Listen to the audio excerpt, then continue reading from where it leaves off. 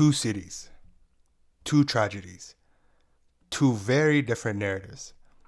As we rang in the new year, horrific attacks in New Orleans and Las Vegas reminded us of the fragility of our society. But what stood out wasn't just the violence. It was how these stories were told.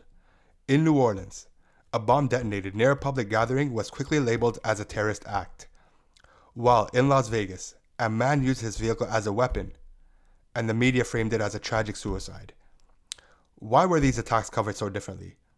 And what does that reveal about our society and its growing divisions?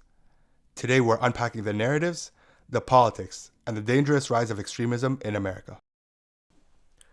Let's start with the facts. Both attacks shared disturbing similarities. Bombs, vehicles used as weapons, and innocent lives put at risk. Yet, the media's response was starkly different. When it comes to New Orleans, the coverage was immediate with the words terrorism plastered across headlines, speculating about ideological motives. In Las Vegas, the coverage was softer, more sympathetic, framing the attack as a result of a man in crisis. Why the discrepancy?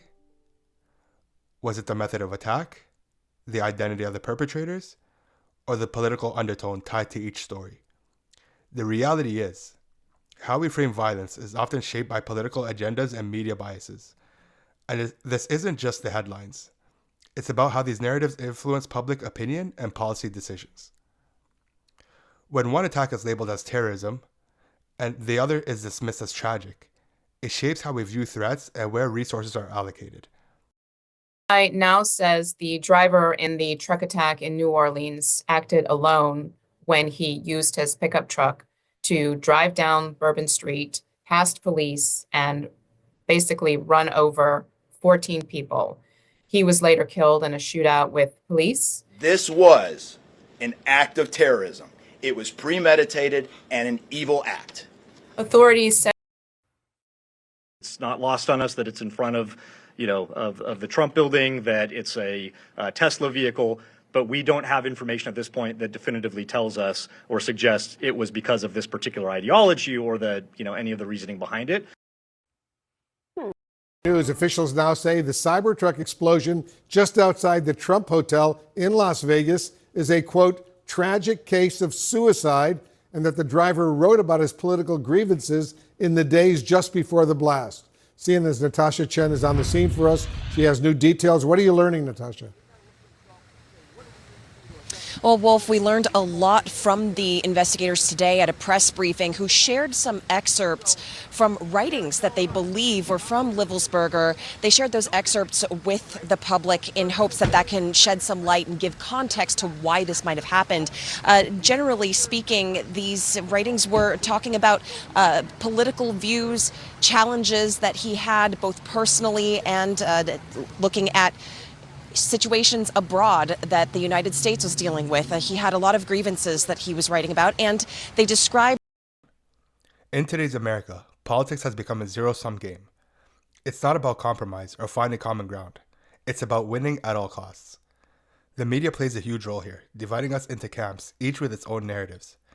It's no longer about reporting the truth, it's about pushing an agenda.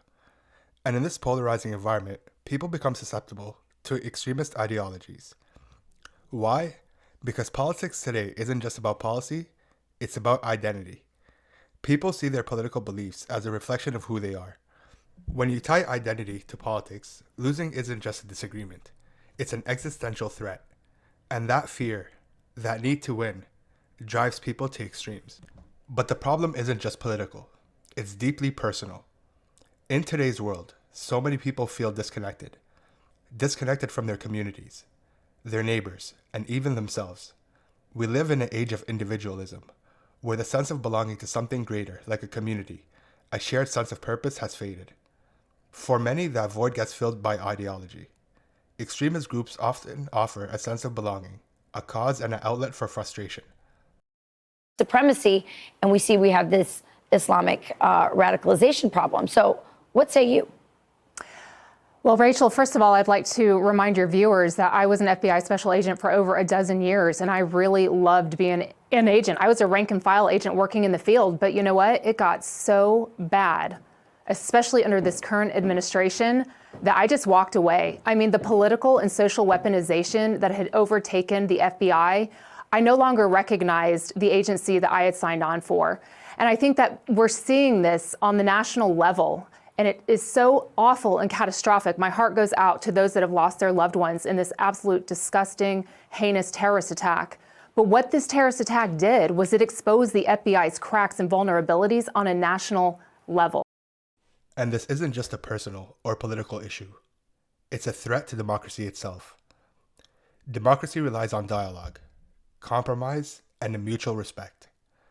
But when extremism rises, those principles crumble. Extremists don't want dialogue. They want dominance. They see democracy as weak, as something to be exploited or destroyed.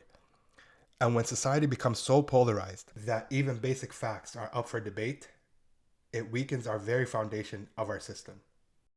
We're clear. We have many, many sleeper cells in this country.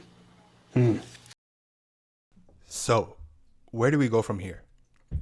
How do we fight extremism at its roots? First, we need to address the disconnect. People need to feel seen, heard, and valued. That means rebuilding a sense of community and purpose, and providing better economic opportunities and ensuring access to mental health care. Second, we need to educate. People need to understand the democratic process, not just how it works, but why it matters. Democracy isn't perfect, but it's built on the principles of equality, fairness, and accountability. And finally, we need to hold the media accountable. We must demand honest and balanced reporting that doesn't fuel division for profits. The stories we tell shape the world we live in. Let's make sure these stories are fair and true. That's a demon I will take down or I'll die trying. It's not a joke. It's not a game. It's the real world. Politically, you're going to get it or I'm going to die trying, bitch. Extremism is on the rise in the United States, but it doesn't have to define the future. Together we can address the root causes, rebuild trust, and strengthen the principles that make democracy possible. The New Year's attacks were a wake-up call. Let's not hit snooze. Let's take action.